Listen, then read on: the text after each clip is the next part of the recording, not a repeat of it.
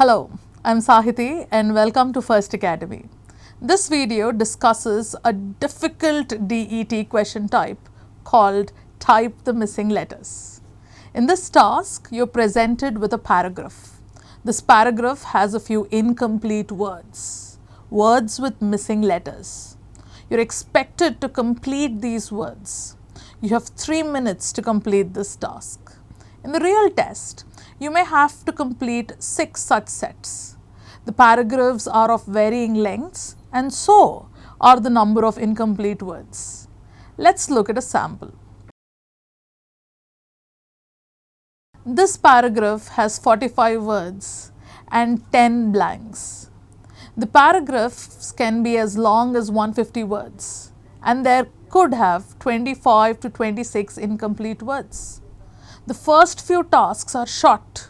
As the test progresses, the paragraphs get longer and the questions harder. To do well in this question type, a strong hold on vocabulary is important. That does not mean you have to sit and learn words now. Then what does this mean? Understanding collocations. A collocation is a group of words that go together or that are likely to occur together. Let's look at a sentence. The minister said reforms are unlikely in the dash future. Here, in the future is sufficient, but when you have to add a word before future, what can it be? Short future? Or do we say near future? Well, when we talk about future, we use the word near and not short. Near future is a collocation, just like strong coffee and global warming. Let's look at another aspect, phrases. It's very common for us to use a lot of phrases every day. For instance, politicians save money by cutting dash. Now, can it be cutting cars, cutting carbs, or is it cutting costs? Cutting costs is a phrase. It means reducing expenses. It's also our answer. Let's look at another sentence. You must be very careful. You're walking on dash ice. What kind of ice should we be more careful about? Can it be that ice? Well, the usual phrase is thin ice. So these phrases, thin ice, cutting costs, are things that we already know, and we should be able to fill the missing letters based on how they fit in the paragraph. Another concern is uncommon word usage. Let's look at a sentence. There are dash chances of us winning. So we could think of safe chances, but it doesn't make sense. How about slim chances?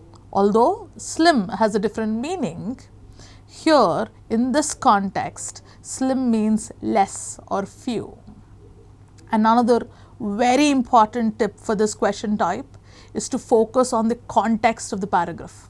If the paragraph is about schools, you can think of words related to schools. Let's look at an example. My neighbor is a dash smoker. When you look at the word smoker, you know that the blank is related to smoking. What are the words we know which are related to smoking? I'm sure you're thinking of cigars, cigarettes, active smokers, and health hazards. Let's look at the sentence again. Now it's easy to come up with the word chain. My neighbor is a chain smoker. Let's consider another example. Dash gums help smokers give up their bad habit. We know the word starts with N. It could be any word. In the context of smoking, think of cigarettes. What chemicals do cigarettes contain? They contain nicotine. So the answer here is nicotine. Therefore, knowing the context will also help us come up with the right answer. The right word form is also important in a sentence. Dash were not sure what seeds to buy this season. Now, who buys seeds? Farmers, of course.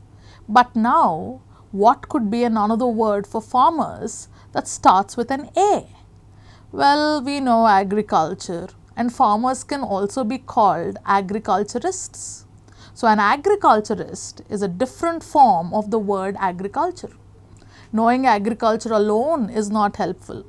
We also need to know the word agriculturist to be able to fill in the blank. Finally, you can't commit a spelling error, can you? Let's look at a sentence. I'm not sure what to do. Please dash me.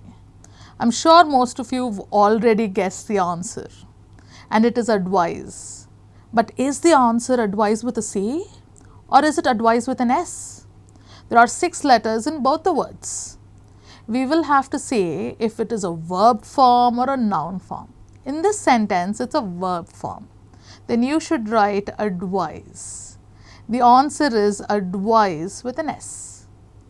If you want to practice such questions and put what we discussed into practice, the links are in the description. So happy learning.